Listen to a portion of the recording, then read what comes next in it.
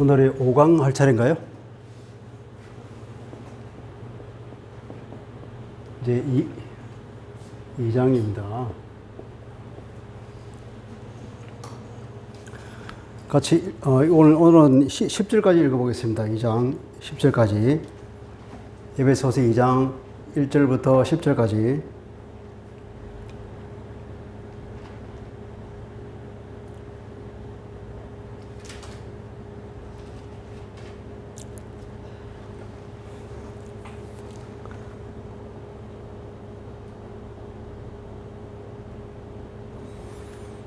자, 같이 읽겠습니다. 시작.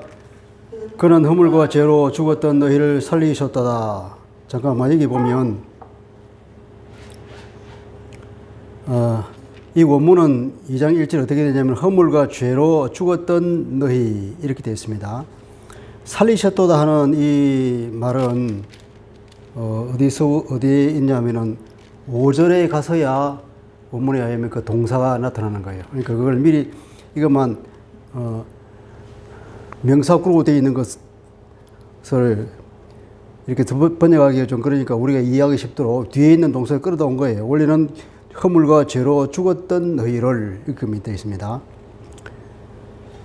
2절 그때에 너희는 같이 시작. 그때에 너희는 그 가운데서 행하여 이 세상 풍조를 따르고 공중의 권세 잡은 자를 따랐으니 곧 지금 불순종의 아들들 가운데서 역사하는 영이라. 그때에 너희는 그 가운데에 하면은 그 가운데가 뭐냐면 죄입니다. 앞에 나오던 죄. 허물과 죄로 죽었다 그랬으니까 그 죄와 허물로 이 너희는 누구를 말할까요? 이는 이방인 그리스도인들을 말합니다. 3절 그 다음에 시작. 전에는 우리도 다 그 가운데서 우리 육체의 욕심을 따라서 지내며 육체와 마음의 원하는 것을 하여 다른 이들과 같이 본질상 진노의 자녀이었더니 이것은 여기서 우리는 유대인을 가리킵니다. 이제 앞에 이방인 그리스도인을 말하고 3절에 보면 유대인 그리스도인. 전에는 유대인들도 모두가 우리가 구원받기 전에는 그 가운데 하면 앞에 불순종의 아들들 2절에 나와있던 불순종의 아들들 가운데서 우리도 불순종 아들들과 진배 없이 말이에요.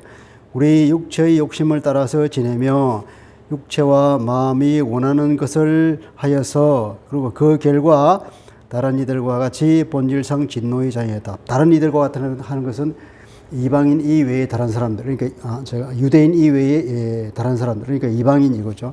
이방인들과 똑같이 본질상 하는 것은 이게 본질이라기보다는 태어나면서 말이에요. 태어나면서부터 진노의 자녀였다. 이 말을 유대인들이 들으면 굉장히 모욕적인 말이겠죠. 4절에 보면 앞에 그러나라고 하는 말이 있습니다. 4절에 보면 그러나 이제 완전히 전환되는 거죠. 완전히 분위기를 바꿉니다. 이게 우리말이 변화가 있어야 되는데 이게 생략을 했어요. 자, 그러나 긍휼이 풍성하신 하나님이 우리를 사랑하신 그 큰 사랑으로 인하여서 5절 허물로 죽은 우리를 그리스도와 함께 살리셨고 너희는 은혜로 구원을 받은 것이라. 또 함께 일으키사 그리스도 예수 안에서 함께 하늘에 앉히시니. 그리스도 예수 안에서 하라는 이 부사구는 문장의 맨 끝에 나와 있습니다. 그러니까 5절에 허물로 죽은 우리를 그리스도 함께 살리셨고, 첫째 살리셨고, 두 번째 함께 일으키셨고, 세 번째 함께 하늘에 앉히셨다. 이 모든 것이 어디서 일어나냐? 예수 안에서, 그리스도 예수 안에서 일어났다 이 말입니다. 자, 7절 시작. 이는 그리스도 예수 안에서 우리에게 자비하심으로써 그 은혜의 지극히 풍성함을 오는 여러 세대에 나타내리 하심이라. 우리를 그렇게 구원하신 목적이 그렇다는 것입니다. 8절 시작. 너희는 그 은혜에 의하여 믿음으로 말미암아 구원을 받았으니 이것은 너희에게서 난 것이 아니요 하나님의 선물이라. 9절 행위에서 난 것이 아니니 이는 누구든지 자랑하지 못하게 함이라. 10절 우리는 그가 만드신 바라. 그 만드신 바라는 것은 작품이라 작품. 우리는 하나님의 작품이라. 그리스도 예수 안에서 선하는 일을 위하여 만들어진 작품이니 이 일은 하나님이 전에 미리 준비하여서 우리로 하여금 그 가운데서 살게 하려고 하심이니라. 아멘. 번역을 조금 달리 해서 읽었습니다. 이제 무슨 말인지 좀 더 이해가 되겠죠? 지난주에는 1절 끝에 이제 교회에 대해서 잠깐 얘기했죠. 그죠? 교회. 교회는 만물을 충만케 하시는 분의 충만이라고 그랬죠. 그죠? 그분, 만물을 충만케 하시는 분이 누구죠? 예수 그리스도다. 예수 그리스도. 예수 그리스도가 성천하신 이유를 4장 1절인가요?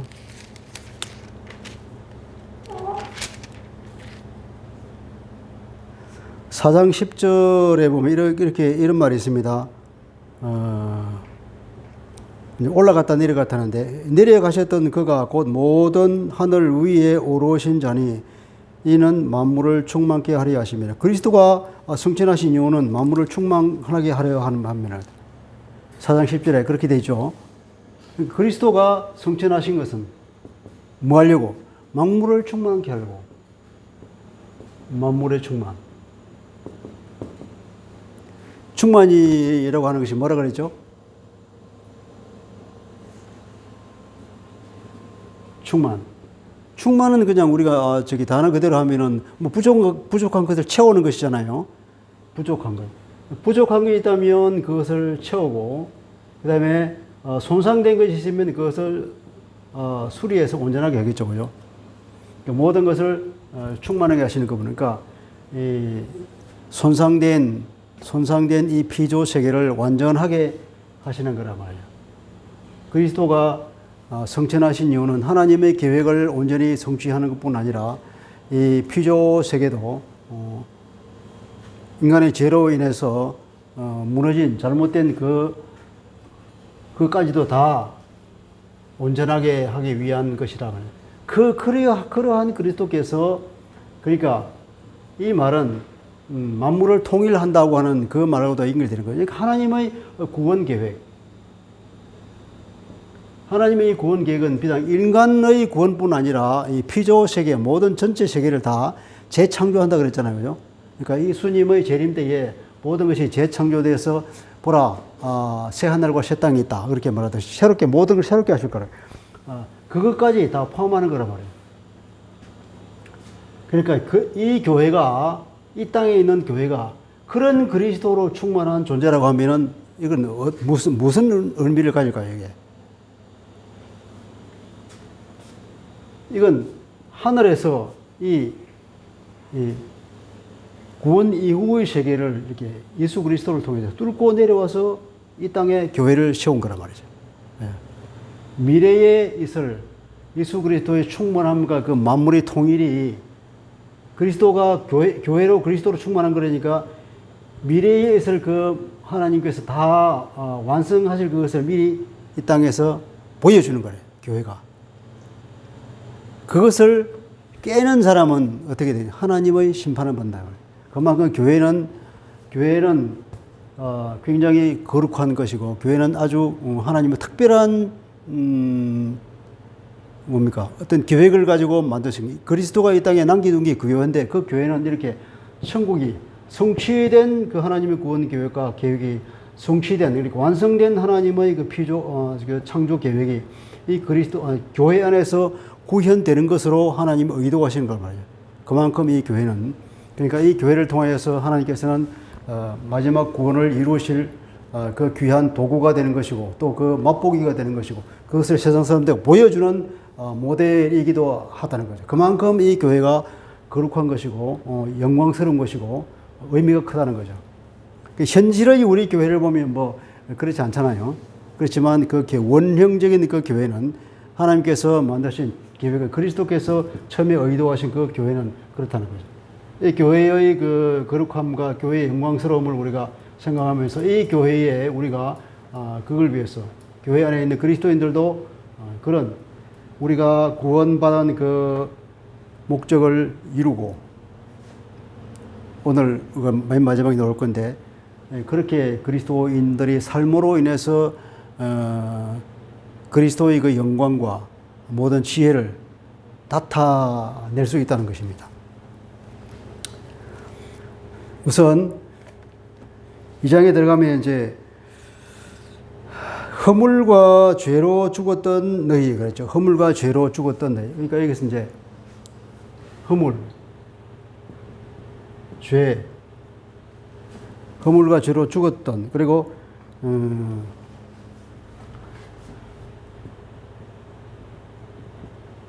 구원받기 전에 인간은 어떻느냐? 이걸 우리가 인간론이라고 합니다. 신학에서. 성경에서는 인간을 어떻게 이해하고 있는가 하는 것을 우리도 잘 알고 있어야 한단 말이죠. 인간에 대한 이해가 잘못되어 있으면 복음을 제대로 이해하지 못하게 되어서 나중에 상당히 문제가 있을 수 있는 거죠. 하나님이 인간을 창조할 때에 하나님의 형상을 따라서 창조했잖아요.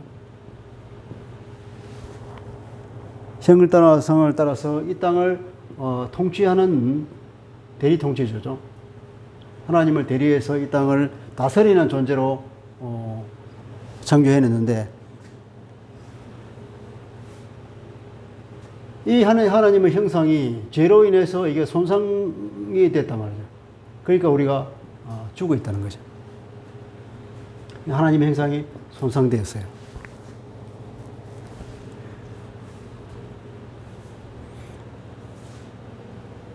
하나님의 형상이라고 할 때 우리가 제일 중요한 것이 자유의지라는 게 있습니다. 이게 무슨 소리죠? 응? 왜 이상한 소리 자꾸 나지?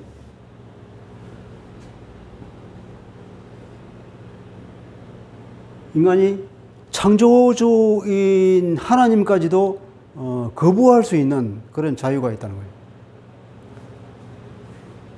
인간에게 여러 가지 어떤 능력이 있는 그 중에서 자유의지라고 하는 것까지 있단 말이에요. 그래서 하나님이 먹지 말라고 한 그 선악을 알게 하는 나무 열매를 먹을 수 있는 자유까지도 있는 굉장한 존재로 창조된 거죠. 그런데 죄를 짓고 난 뒤에는 이 자유의지가 어떻게 됐을까요? 죄를 짓고 난 이후에 인간이 원죄에 빠지고 난 이후는 모든 사람이 그 죄 가운데 있습니다. 그래서 인간의 하나님의 형상이 심각하게 손상을 받았다는 거예요. 이렇게 했는데 인간의 그 지능도 엄청나게 타격을 입었죠, 그죠?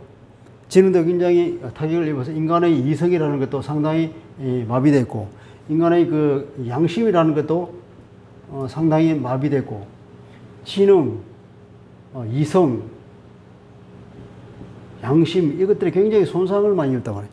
그러니까 자유의지라고 하는 이것도 심각한 타격을 입었지. 근데 이걸 얼마만큼 타격을 받았냐 하는 것에 대해서는 사람에 따라서 이제 각자의 보는 관점이 다르죠.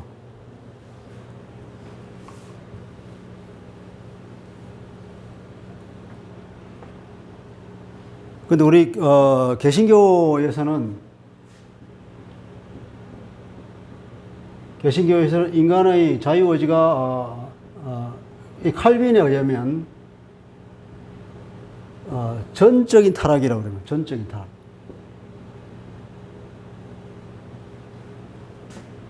어거스틴이는 얘기하기를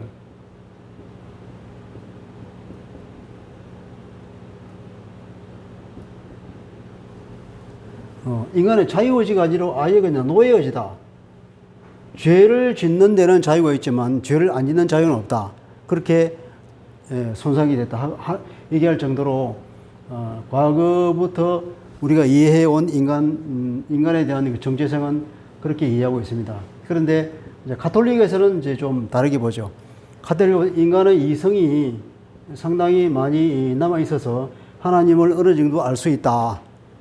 그렇게 얘기합니다. 하나님을 어느 정도 알 수 있어서 인간이 하나님이 선행적인 은혜를 내려주면 그 은혜를 기반으로 해서 우리가 선행을 하고 그 선행을 하면 하나님께서 더 큰 은혜를 부어주시고 그렇게 해서 또 더 큰 선행을 하고 이렇게 자꾸자꾸 이렇게 선순환되어서 이제 구원에 이르게 한다 이렇게 얘기를 하고 있습니다. 근데 개신교는 전적인 타락이라고 말하죠. 이렇게 자유의지는 없다. 혹은 뭐 자유의지는 뭐랄까 있다고 하더라도 없는 정도.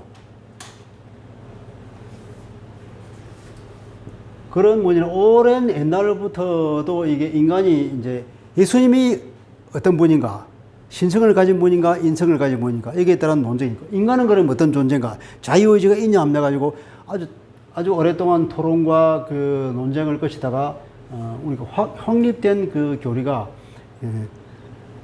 인간이 범죄하고 난 이후에 인간의 자유의지는 심각하게 손상이 돼서 즐기는 걸 못한다 그런 겁니다. 그러니까 하나님께서 우리에게 칼빈은 말하기를 하나님께서 우리에게 구원을 주시면 그 구원은 거부할 수가 없는 거예요. 하나님께서 주는 구원은. 우리가 자유의지로 거기서 내가 받을까 말까 하는 그런 게 없단 말이죠. 하나님 우리가 창세전부터 선택하고 때가 되어서 그것을 부를 때에는 콜링을 할 때에는 하나님의 의지에 의해서 자기도 모르는 사이에 구원받게 된다는 겁니다. 전적인 타락이고 자유의지는 없다는 거죠.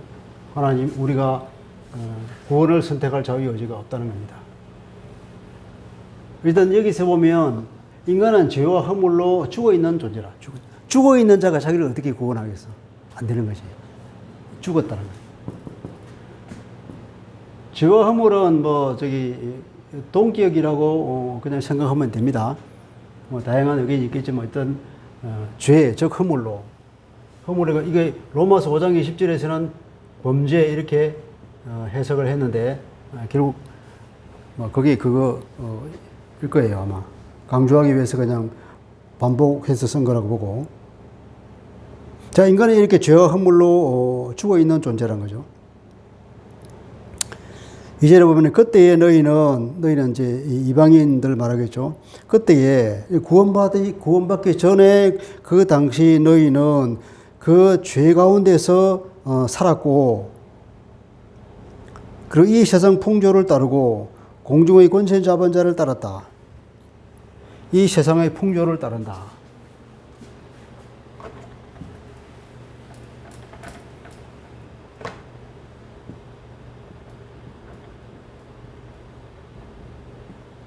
이 세상의 풍조, 이건 아주 번역이 잘 된 것 같아요. 이 세상의 원문에 이 세상의 세대, 영어로 하면 뭐 제너레이션. 이거 시간적 개념인 거죠. 이것과 이 세대와 반대되는 개념은 다음 세대라고 해요. 다음 세대. 이건 넥스트 제너레이션. 다음 세대는 예수님이 오실 때에 이루어질 세상. 그걸 다음 세대.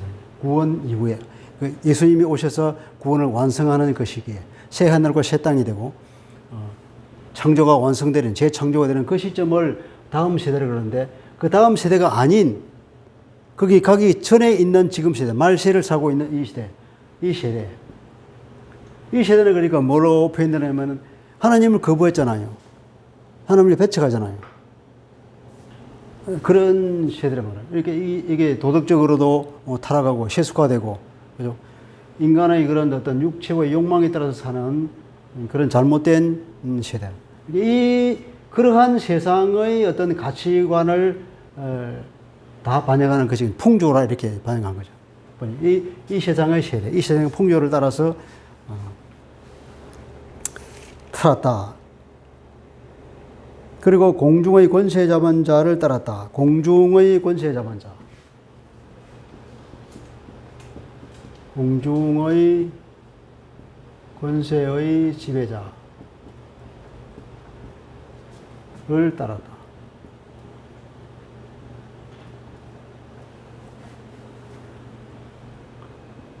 공중은 그러니까 이제 이런 개념입니다. 여기 하늘이고 여기 보세요. 하늘은 여기는 이제 공중이라고 생각하는 거예요.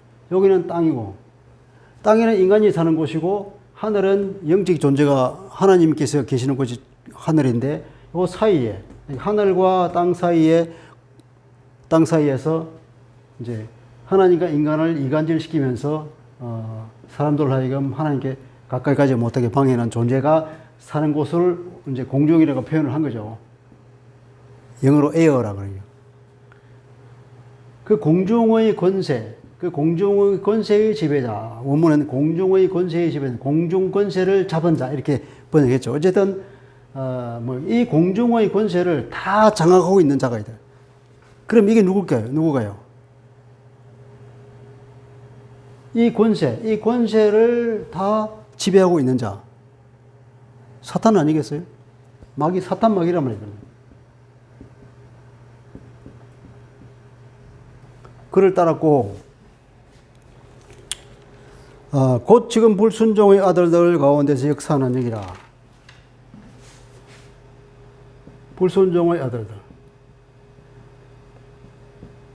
그 가운데서 역사하는, 활동하는 거예요. 활동하는 영. 원문은 이렇게 되어 있습니다. 공중권세의 지배자, 그리고 불순종 아들들 가운데서 활동하는 영의 지배자, 이렇게 되어 있어요. 1번 공중권세의 지배자, 2번 불순종 아들들 가운데서 활동하는 영의 지배자. 똑같이 이 지배자를 수식하는 거죠. 그것을 따랐다는 거죠. 여기서 우리 번역은 그냥 이 권세의 지배자, 즉 불순종 아들들 가운데 역사하는 영이다, 이렇게 말했는데, 어떻게 번역하건 뭐 같은 내용이 되겠지만,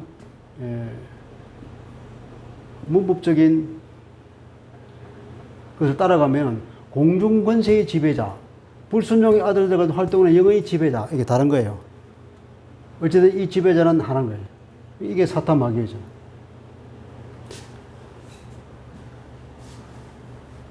그러니까 죄와 허물로 일단 죽어 있고, 그리고 이 세상의 풍조를 따라서 살고, 세상의 가치관을 따라서 살고, 하나님을 배척하고 하나님을 멀리하는, 하나님을 알 수도 없고, 그리고 또 이런 사탄의 이 지배를 따라서 사탄의 그 종이 된 삶을 살고 있다는 거죠.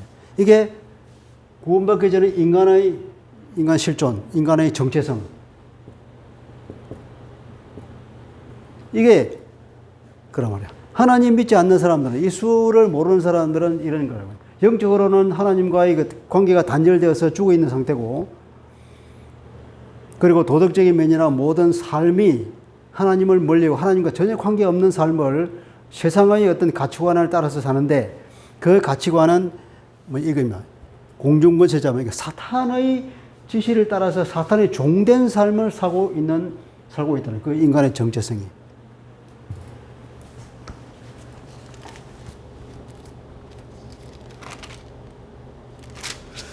그리고 3절에 들어가면 이제 전에는 우리도, 그러니까 너희들 하는 것은 이방인 그리스도인들, 에베소에 있는 이방인 그리스도인들 두고 말했지만 3절에 보면은 이제 유대인이었던 나도 우리도 마찬가지라는 거예요. 이런 예수 믿기 전의 삶이 이런 삶이었네. 그러면 유대인은 나으냐? 이거 로마서에다 말하고 있잖아요. 로마서 1장. 1장에 보면은 이방인들은 어떻게 살아요? 그런데 다 진노의 자녀다라는 거죠. 그런데 그러면 유대인은 나으냐? 유대인도 마찬가지다. 유대인도 그렇게 율법을 받고 있었지만 율법을 지키지 못했다. 역시 동일하게 이런 하나님의 진노 가운데 있는 사람이다. 그렇게 바울이 얘기하잖아요. 그와 똑같은 취지죠. 3절에 보면 전에는 우리도 다 그 가운데 그 불순종의 아들들 가운데서 불순종의 아들들과 진배 없이 우리 육체의 정욕을 따라서 살았다. 그리고 육체와 마음이 원하는 대로 살았다. 그러니까 결국 어떻게 되냐? 다른 이들과 같이, 다른 유대인 말고 이방인들과 똑같이 진노의 자녀가 되었다. 하나님의 심판의 대상이 될 수밖에 없다는 거죠. 왜냐하면 죄 가운데서 살았으니까.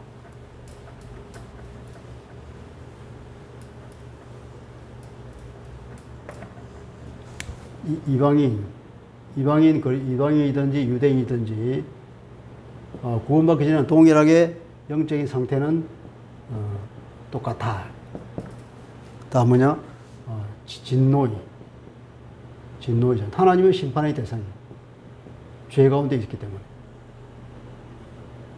본질상 하는 것은 태생적으로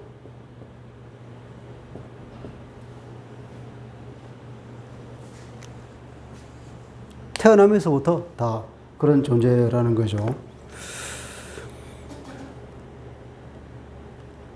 4절에 가면은 그러나 긍휼이 풍성하신 하나님이 우리를 사랑하신 그 사랑 때문에 허물로 죽은 우리를 그리스도와 함께 살리시다. 드디어 이제 수로가 나오거든요. 앞에는 2장 1절에 허물과 죄로 죽었던 너희잖아요. 그러니까 똑같은 원문이 이제 허물로 죽은 우리를 그것을 어떻게 했냐 하면 동사가 나오는 그리스도와 함께 생명을 주었다. 그런 우리에게 하나님께서 은혜를 베푸셔서 이 본질상 진노의 자녀니까 심판을 해야 되잖아요. 당연히 심판을 해야 되거늘 하나님께서는 뜻밖에도 그들에게 은혜를 베풀어서 반전이 일어나요. 반전. 그러나 그들에게 하나님께서 그 큰 은혜를 베푸셔서 살리시답니다. 살리고 생명을 주고 함께 살리고 또 어떻게 함께 일으키고 함께 하나님 보좌 우편에 앉으셨다. 보좌에 앉으셨다. 여기 보면 함께 라는 말을 하죠. 함께 누구와 함께죠? 그리스도와 함께. 함께는 모두가 그리스도와 함께 있고 이 모든 일이 어디서 일어났다고요? 그리스도 안에서. 그리스도 안에서.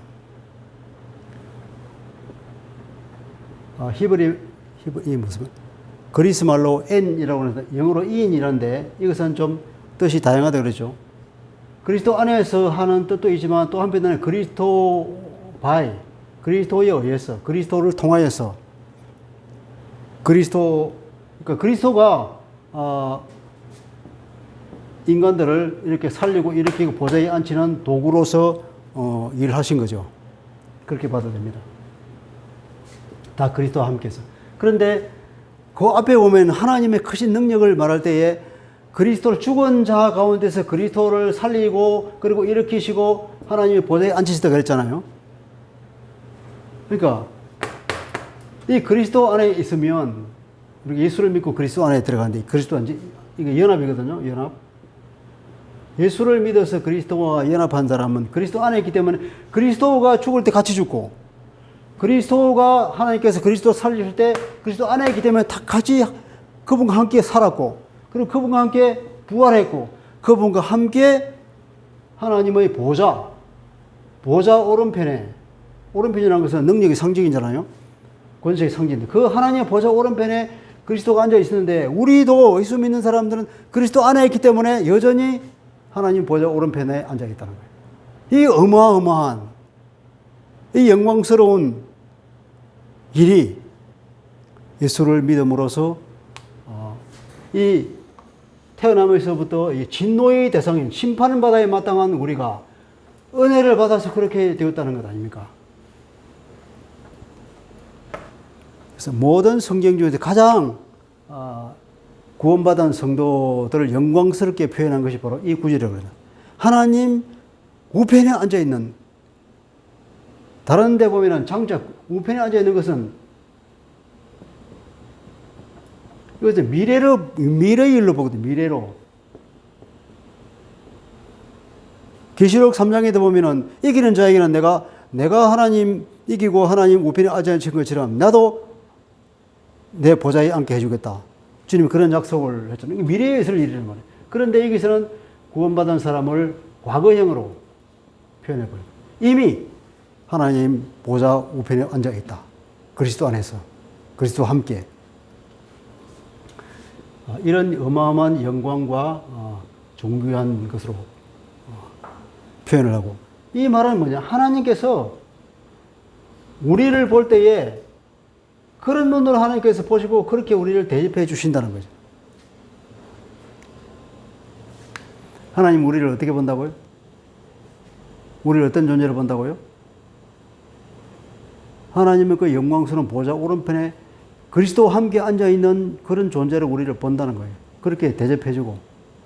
그러니까 하나님의 그리스도가 맞다들이라면 그리스도를 믿는 그리스도 안에 있는 모든 사람들은 양자로서 둘째 아들이 되는 거죠. 상속자로서. 그런 영광을 이미 이거 영적 관점에서 영적에서 이미 우리 육체적으로는 아직 일이 일어나지 않았지만 영적으로는 이미 우리가 하나님의 영광에 들어가 있다는 거예요. 그 보좌에 앉아 있다고 하는 것은 무슨 의미를 가질까요? 보좌에 앉아 있다고 하는 그 영광을 말하는 것이고 보좌라고 하는 것은 통치를 말하는 거잖아요. 주님이 부활하셔서 성천하신 것은 모든 만물을 통치하시기 위해서 그 주권을 위임받아서 통치자로 등극하신 사건으로 우리가 본단 말이에요. 권세 있는 하나님의 아들로 선포되었다. 로마서 1장에 말하고 있거든. 통치자. 그 통치 예수님의 안에서 우리가 함께 통치자로 산다는 거죠. 그러니까 우리가 세상을 통치하는 사람 누구냐? 세상 사람들이 세상을 통치하는 것이잖아요. 사실은 우리가 그리스도 안에서 예수 믿는 성도들이 주님의 통치 가운데 함께 참여하고 있다는 사실. 그래서 우리가 기도로 세상을 통치하는 거죠. 이런 영광스러운 위치에 있는 사람이 예수를 믿는 성도들이다 하는 얘기입니다.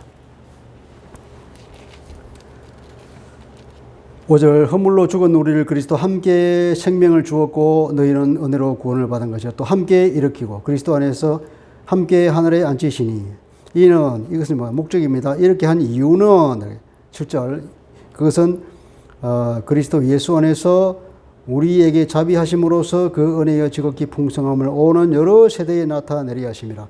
그리스도의 은혜의 지극히 풍성함 이거 1장에도 나오잖아요.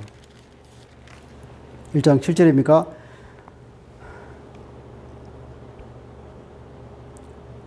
그리스도 안에서 우리는 그 은혜의 풍성함을 따라서 그 피로 말미암아 구속 곧 죄 사함을 받아내니라. 이 구원받는 게 그 은혜의 풍성함. 이 은혜의 풍성함을 어떻게 한다고요? 오는 여러 세대에 나타내려 하심이라. 우리를 그렇게 그리스도와 함께 앉히시고 그리고 함께 구원한 그 이유는 목적은 예수 안에서 우리를 향하신 그 자비하심으로써 하나님의 그 자비 헤세드가 뭐냐면 함께 살리시고 함께 일으키시고 함께 하나님의 보좌 우편에 앉게 하신 그것이 그 하나님의 자비죠. 그죠? 그 자비로서 그 은혜의 지극히 풍성함을 그것이 하나님 은혜인데 그 하나님 은혜가 얼마나 풍성하냐. 그 하나님 은혜가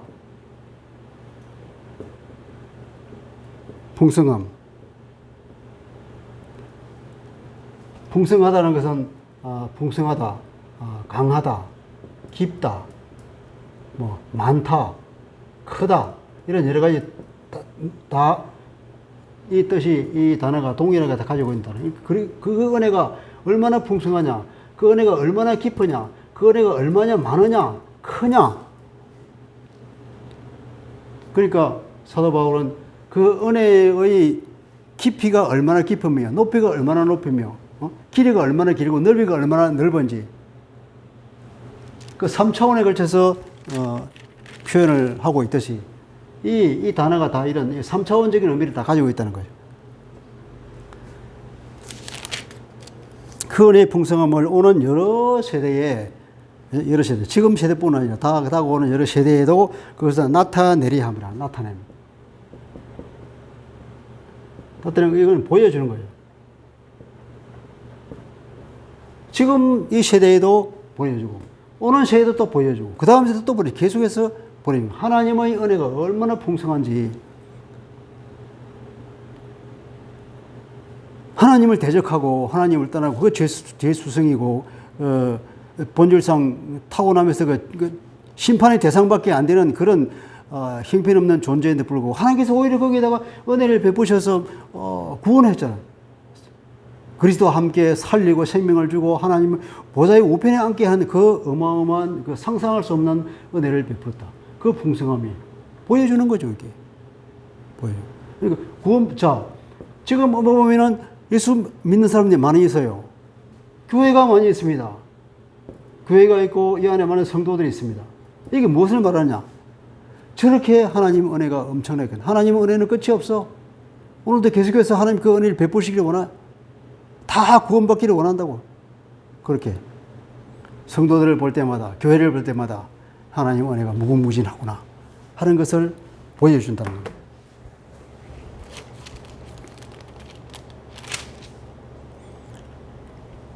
너희는 그 은혜에 의해서 믿음으로 말미암아 구원을 얻었으니 이것은 너희에게서 난 것이 아니요 하나님의 선물이라. 선물. 그죠? 구원을 어떻게 받는다 그랬습니까? 8절에 오면은 구원은 믿음으로 받습니까? 은혜로 받습니까?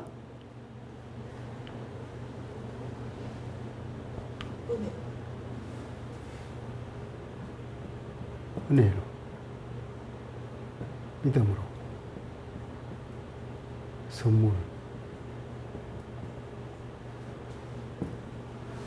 구원은 은혜로 받는다, 은혜로. 은혜를 받는데 그 은혜를 받는 방편이 뭐냐? 믿음이라. 믿음으로 말미암아. 이거는 말미암은 뭐지? 영어로 치고 through. 그 은혜로. 이건 은혜에 의해서 도구적인 개념이고. 그래서 선물이라는 거예요. 공짜로 받으니까.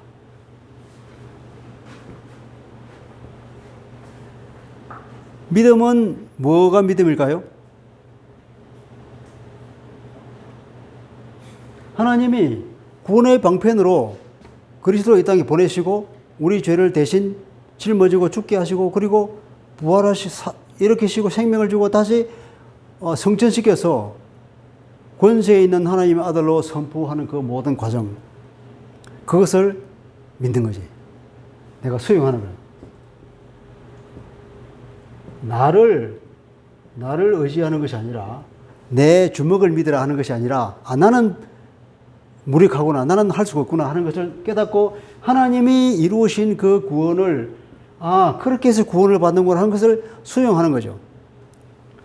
칼빈에 의하면 그것은 그런 것을 내가 인정하고 수용하는 빈 그릇이다 이런 표현을 했다고 그래요.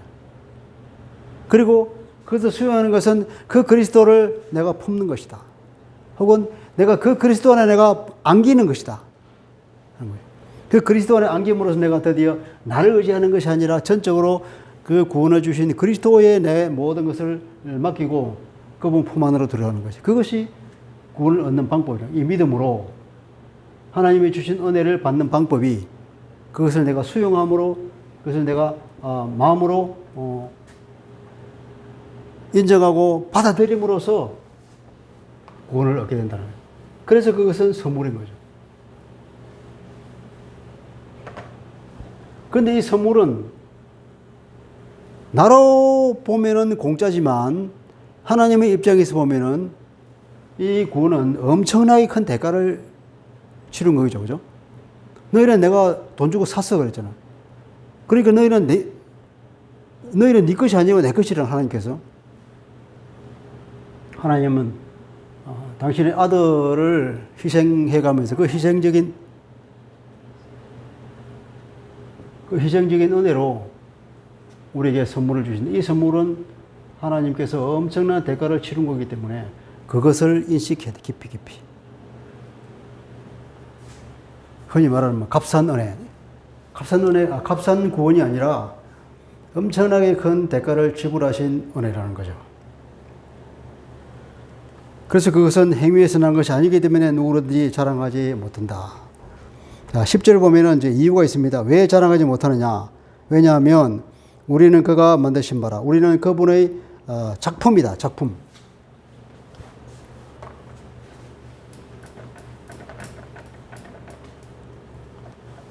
우리는 그의 작품이다.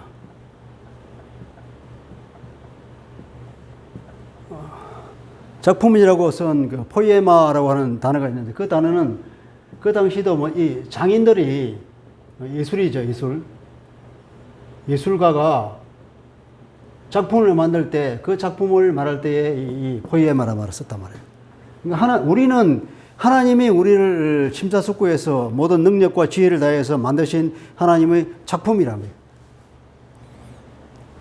우리의 작품인데 어떤 작품이냐? 그리스도 예수 안에서 선한 일을 위하여 지으심을 받은 자다. 선한 일을 위해서 창조되었다. 창조라는 거야, 창조.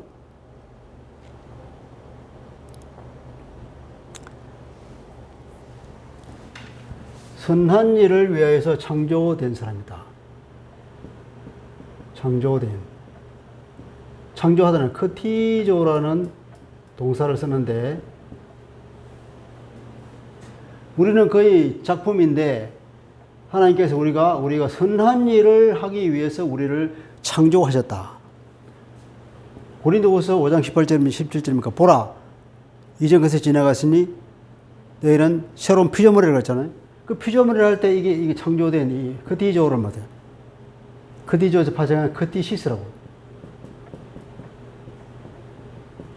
새로운 피조물이다. 새롭게 창조된 창조물이다. 이게 어디서 이루어진 겁니까? 그리스도 안에서. 그리스도 안에서 창조된 거예요. 창조라는 것은 창세기에 하나님이 창조할 때 그 창조를 말하거든요.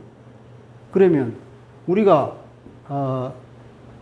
선한 일을 위하여서 창조된 인간이다. 원래 인간이 그렇게 창조된 거죠, 그죠?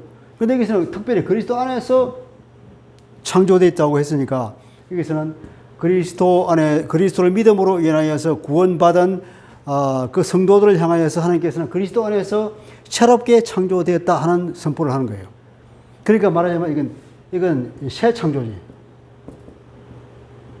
구원은 뭐냐면 한 번 더 창조되는 거다. 그리스도 안에서 새롭게 창조되는 거예요.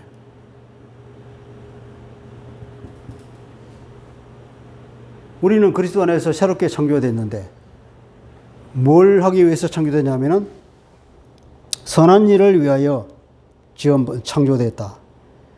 이 일은 하나님이 미리부터 준비해서 우리로 하여금 그 가운데서, 그 선한 일 가운데서 살아가려고 그렇게 하셨다.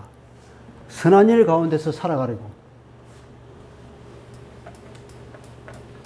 미리 준비해. 하나님께서는 아주 창세전부터 미리 그런 특별한 존재를 창조해서 그 피조물들로 하여금 하나님께서 준비시킨 그 특별한 선한 일들을 행하도록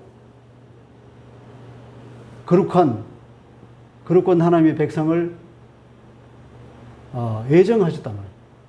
미리부터 준비부터 그런 계획을 가지고 있다가 드디어 때가 됐을 때 그리스도 안에서 바로 그 재창조를 이루시고 그렇게 창조된 사람으로 하여금 처음부터 예정한 그 백성이 되게 하였다는 거예요. 그 일은 뭐냐? 선한 일을 하도록 그 선한 일을 함으로써 그러면 선한 일을 하면은 무엇을 나타낼까요? 하나님이 바로 그런 특별한 백성을 세워서 이 땅 위에서 그 일을 하도록 했기 때문에 그들이 하는 일이란 다른 것이 아니라 바로 하나님의 어떤 성품, 하나님의 하여튼 그분을 드러내는 일을 하는 거겠죠.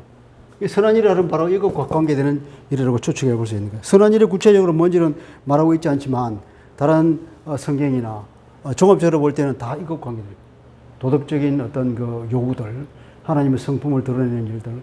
그렇게 함으로 해서 하나님께서 그 모든 능력과 모든 지혜를 통하여서 하나님의 창조한 그 작품들이 그 창조주의 창조의 뭡니까? 우리가 작품을 만날 작품의 컨셉이라고 그럴까요? 그것을 드러내는 일이 된다고요. 어떻게 우리가 사느냐? 이렇게 선한 일을 행함으로써 우리를 창조하신 하나님의 의도를 드러내고 하나님의 영광과 하나님의 어떤 지혜와 능력을 드러낼 수 있다는 거죠. 그것이 어떻게 보면은 구원받은 사람의 살아간 사명이라고 볼 수 있겠죠.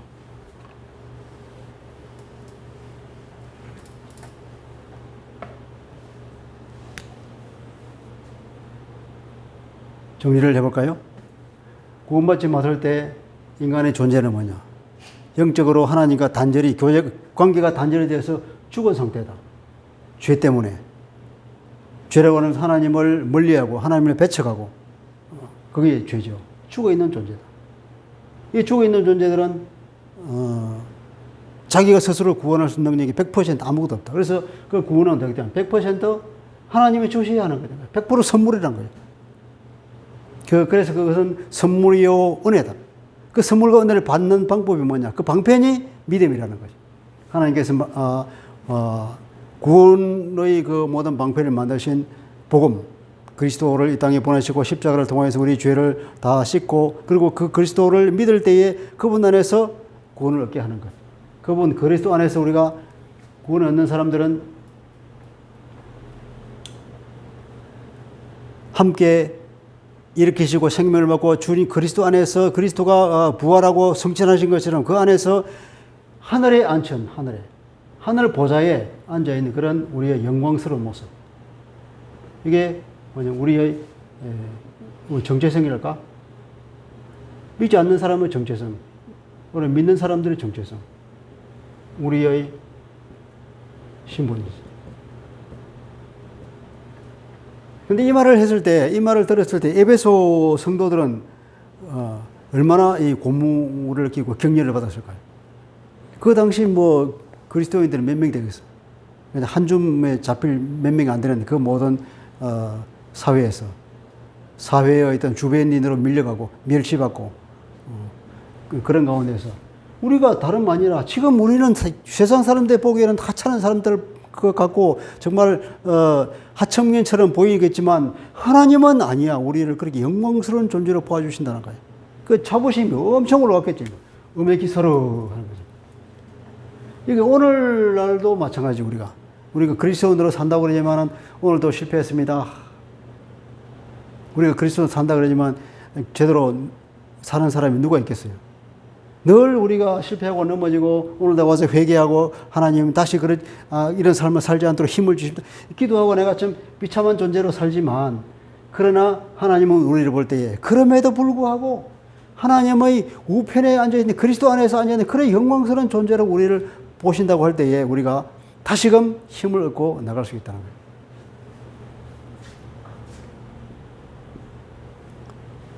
그리고 우리는 주님 안에서 이루어진 새 피조물이다. 새로운 피조물. 새로운 작품이고. 이걸 뭘 때문에 하냐? 선한 일.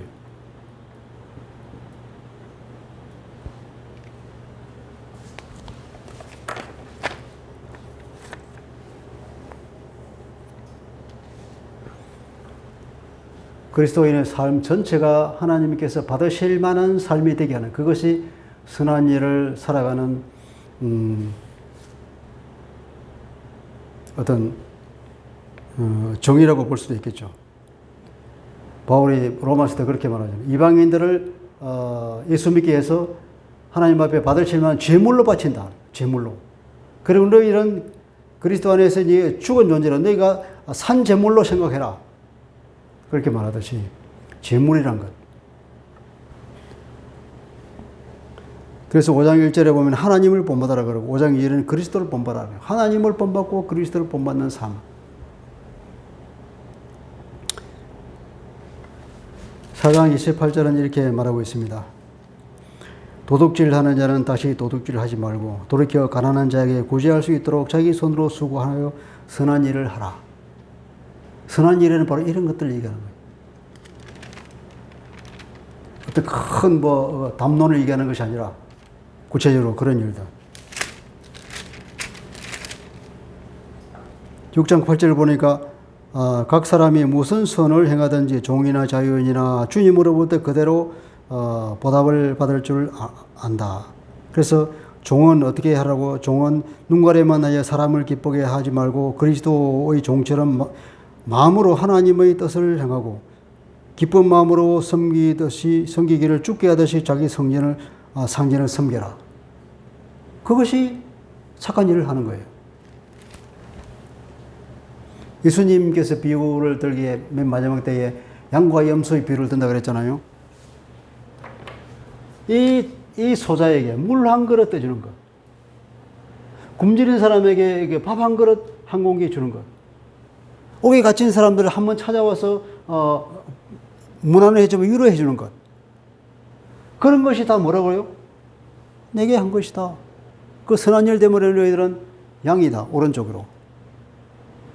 그 선한 일, 작은 일이지만 그것을 행할 수 있는 기회가 있을 때 그것을 안 한 사람들은 이건 염소다. 왼쪽에.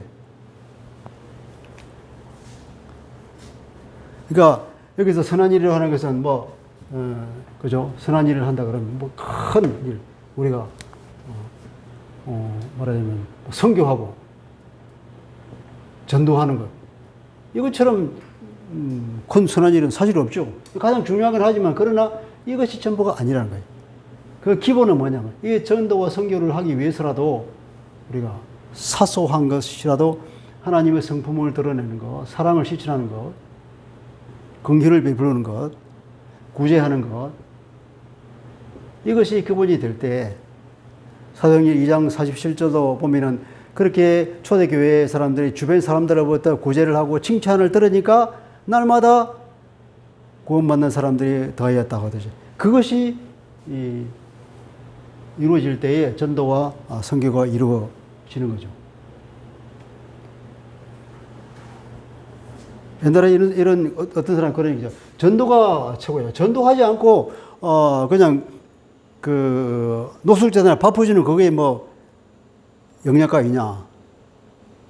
그건 잘못하는 사람입니다. 그것을 하지 말고 전도해. 그렇게 말하는 사람이 있는데 아니다 말이죠. 물론 전도도 하고 이것도 하고 저것도 하고 다 해야 되는 거죠. 이렇게 어려움을 당하는 녹수들의 밥 한 끼 퍼주는 그것.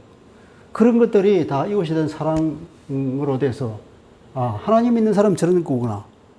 사랑이구나. 그래서 전도가 되는 것이지. 그런 걸 하지 않고 전도한다 그러면 그것이 되느냐 이거죠. 그 얘기. 일단 전도 선교라는 것은 착한 일을 한다고 하는 것은 하나님이 우리가 그리스도 안에서 재창조되게 하는 그 목적이라 그랬으니까 우리가 살아가는 모든 목적. 그런 일은 우리가 하나님의 피조물인 하나님이 재창조된 그 피조물이라는 것을 결정적으로 보여주는 증거물이 되는 거예요. 우리 삶에서 그것이 없다. 그러면 재창조된 사람인가? 아닌가? 우리는 다시 봐야 할 거라는 거죠.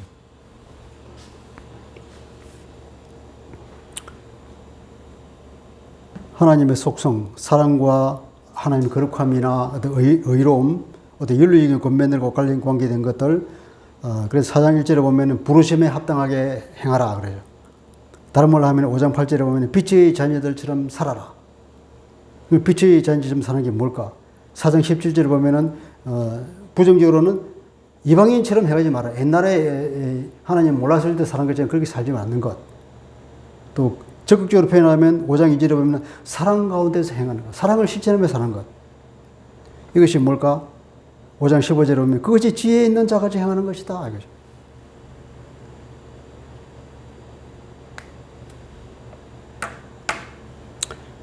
우리는 하나님의 작품으로서 창조주의 영광과 창조의 능력을 어떻게 선한 일을 함으로써 드러낼 수 있다는 것이고 당연히 또 그렇게 드러내야 할 줄로 믿습니다.